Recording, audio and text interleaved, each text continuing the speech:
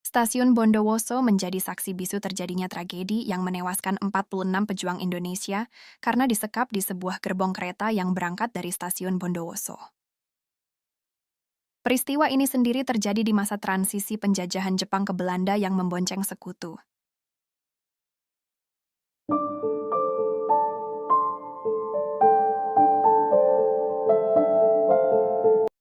Halo, selamat datang di channel Dunia Hiburan. Bagaimana kabarnya? Semoga sehat, bahagia, dan tebal isi dompetnya. Yuk, simak sejarah tragedi Gerbong Bondowoso, tapi jangan lupa ya, like sama subscribe-nya. Terima kasih.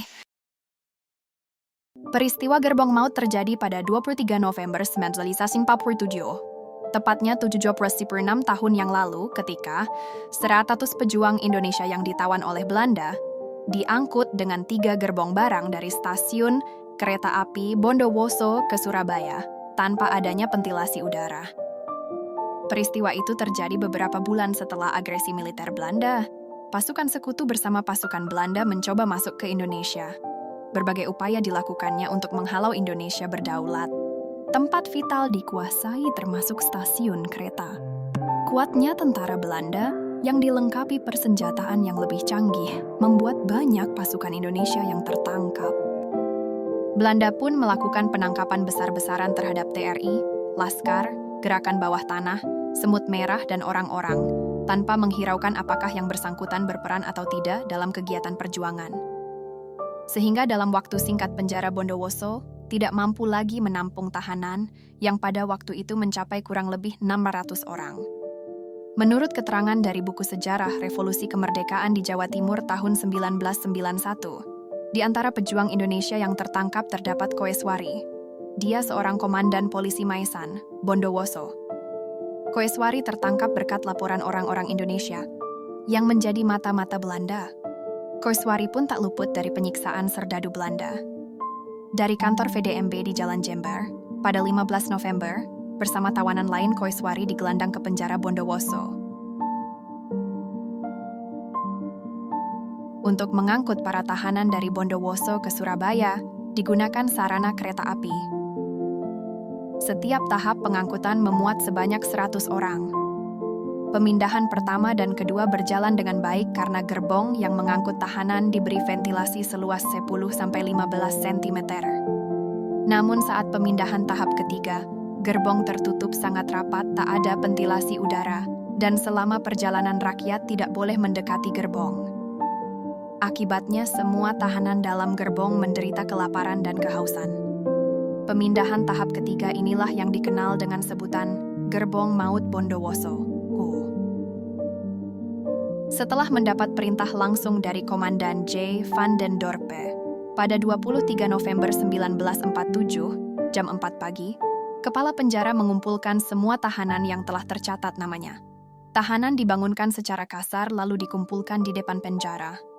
Pada jam 5 pagi, tahanan tiba di stasiun kereta api Bondowoso. Sebanyak 32 orang masuk gerbong pertama yang bernomor GR 5769, sebanyak 30 orang ke gerbong kedua yang bernomor GR 4416. Sisanya masuk ke gerbong yang terakhir bernomor GR 10152 karena panjang dan masih baru. Pada jam 7 kereta dari situ Bondo datang.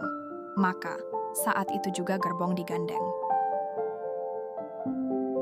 Setelah gerbong dikunci, keadaan menjadi gelap gulita dan udara terasa panas walaupun masih pagi.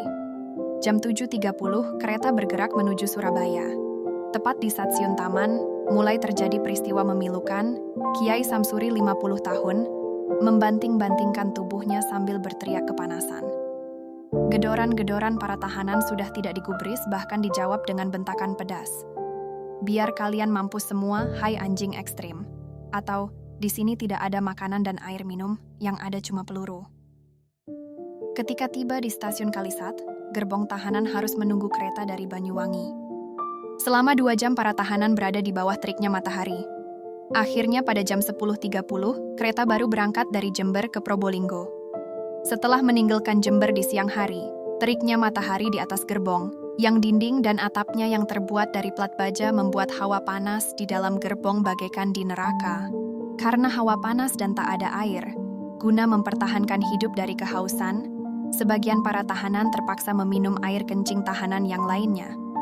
Mendekati stasiun Jatiroto, Allah Subhanahu wa Ta'ala menebarkan rahmat-Nya.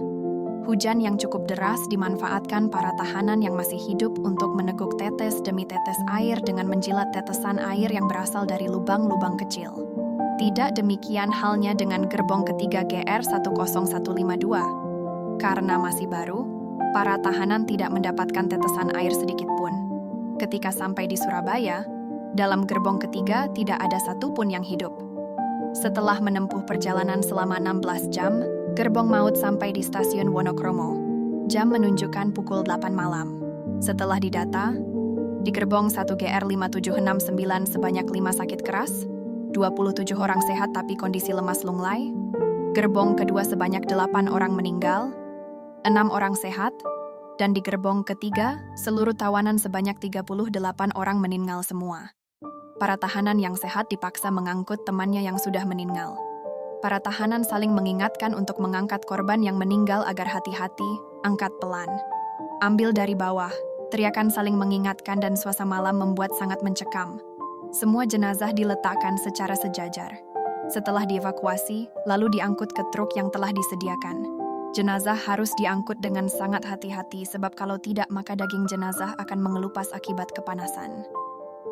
Sejak saat itulah peristiwa tersebut mendapat julukan gerbong maut. Banyaknya pejuang bangsa yang berguguran pada saat itu. Sangatlah berat para pejuang dahulu untuk mempertahankan tanah air, jiwa raga semuanya ditumpahkan untuk Republik Indonesia. Sebagai peringatan atau untuk mengenang para pejuang zaman dulu, di alun-alun kota Bondowoso dibangun monumen dengan nama Monumen Gerbong Maut.